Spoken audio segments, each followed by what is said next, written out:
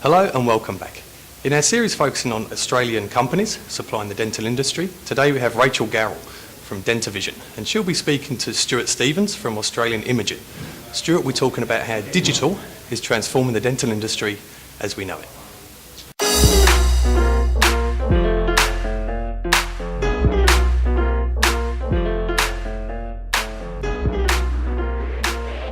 Today I'm speaking with Stuart Stephens from Australian Imaging. We're going to discuss the benefits in a dental practice of digital imaging. Thanks for coming in today, Stuart. Thanks for having me on.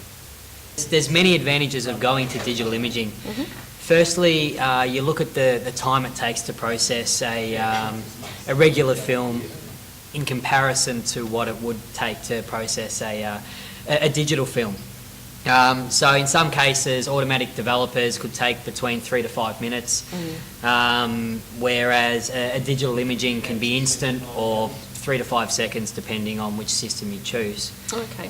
And the storage, I suppose, as well, is a big factor in it now? Absolutely. Well, what you've got is, by law, you have to keep the images for 7 years. Okay. So you can imagine after 7 years of images with however many patients, however many chairs you have in your surgery, you've got all of these little films scattered around the place, and if you were to get audited, where are these films? How can I justify it?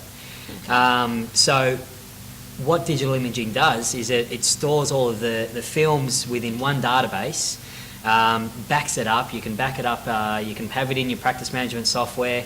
It's easily accessible, and you've got that assurance that it's going to be always there if you were to look for it. Yeah, and I'd say that it would be a good image every time, comparing to some practices where the nurses will overdevelop and things like that, so you won't have those issues. You would think so, yeah. Because the systems these days, they automatically adjust the overexposure or underexposure to a certain point. So it is a lot harder to essentially miss your x-ray. Yeah. But if you do miss your x-ray, because it's digital imaging, you are using less radiation in order to take the same photo. And you can manipulate it if there is any Absolutely. overexposed or underexposed. Okay, that's good. And cost-wise, is it more effective in the long run to have digital comparing to having to buy film, fix and developer and things like that? Yeah, it all depends.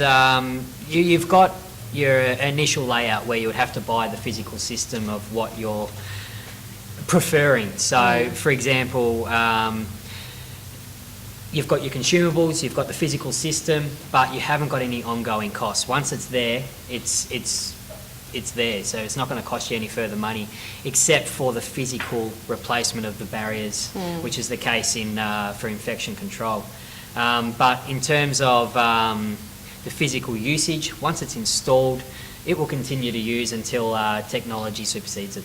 Okay, good. And we discussed timing. Time is a lot better too, because 3 to 5 minutes comparing to instantaneous. Yeah, look, dentists will be able to see an extra patient a day. And then they can show their patients as well, can't they? Which is another benefit of it coming straight up onto a screen. Exactly. A lot of dentists are having monitors on their chairs, television screens at the back of the surgery. So when they do take the image, they can physically show the patient on a full-size screen exactly what's wrong with their teeth to help them diagnose further. Okay, so how do you choose the type of imaging system that suits your practice? There's a couple of different ones, so do you want to explain a bit about that to us? So there's two main types of imaging. First would be the phosphor-plate imaging, which you can see in front of you here. This is as close as you're going to get to film as analog film, but what it does is it still turns it into a digital image. Okay. It uses the same physical sizes of the film and the same sort of flexibility of the film as well. The other type of imaging system is sensor plates. These are instant images, so once you take the physical image, it goes onto the computer screen straight away. They're a lot bulky in the mouth and they aren't as flexible. Now, there are advantages and disadvantages of the both. First foremost is the cost perspective if you're in a multi-surgery environment.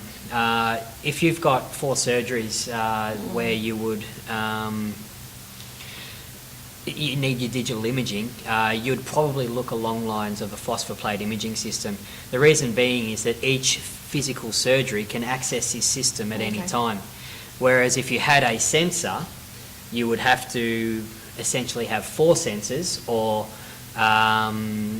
share the sensor between the 4 surgeries. So cost effective, one machine is a similar price to what one sensor would be. But then again, the sensor is an instant image, great for endodontics. A lot of endodontists choose it because they can take an image, slightly adjust, take another image, slightly adjust again, take another image. Whereas with phosphor-plate, it takes a little bit longer to process. Yeah, so you do case-by-case situation, I suppose, in a practice to what suited them. Yeah, you've got to ask the dentist what they want, how they want to utilise digital imaging with their practice, and then you qualify them with which sort of machine that you get. Majority of dentists these days are choosing phosphor-plate because it is the cheaper option in the long run. If you drop a sensor, you risk breaking it. If you drop a phosphor-plate, you pick it up and reuse it. Okay. So there's benefits each way. Absolutely. Well, that's good. That's a bit of informative information about that. Now we're going on to the next step, which is a little bit more complex for certain practices, and that's digital OPG.